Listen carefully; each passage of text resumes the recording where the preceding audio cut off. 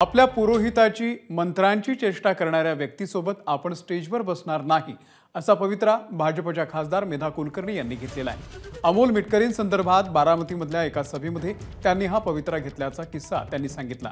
तसंच देशाला पुढे नेण्यासाठीच्या कामासाठी एकटे मोदी फडणवीस पुरणार नाहीत, सर्वांनी देशासाठी काम करायला पाहिजे असं आवाहन देखील मेधा कुलकर्णी यांनी व्यक्त केलंय।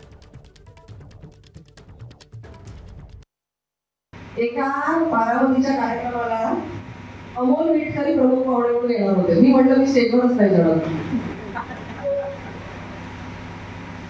आता मी तर त्यांना आवश्यक होते, तर त्यांनी त्यांना सांगितलं की तुम्ही काय करता, ताई गेल्यावर या म्हणे तुम्ही।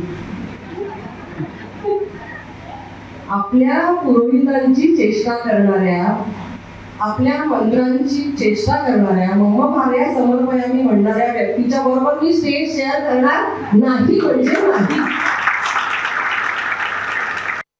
देशभरातल्या सगळ्या जातीचे हिंदू एकत्र करायचे, यासाठी आपण आधी एकत्र येऊया, प्रश्न समजून घेऊया, उत्तरं शोधूया, देशासाठीची उत्तरं शोधूया, एकत्र येऊया, देशाला पुढे नेऊया। एकटे मोदी पुरणार नाहीये, एकटे देवेंद्र फडणवीस पुरणार नाहीत। आपल्याला प्रत्येकाला हा पलिता घेऊन पुढे जावं लागेल, एवढंच या निमित्ताने सांगते। एबीपी माझा, उघडा डोळे बघा नीट।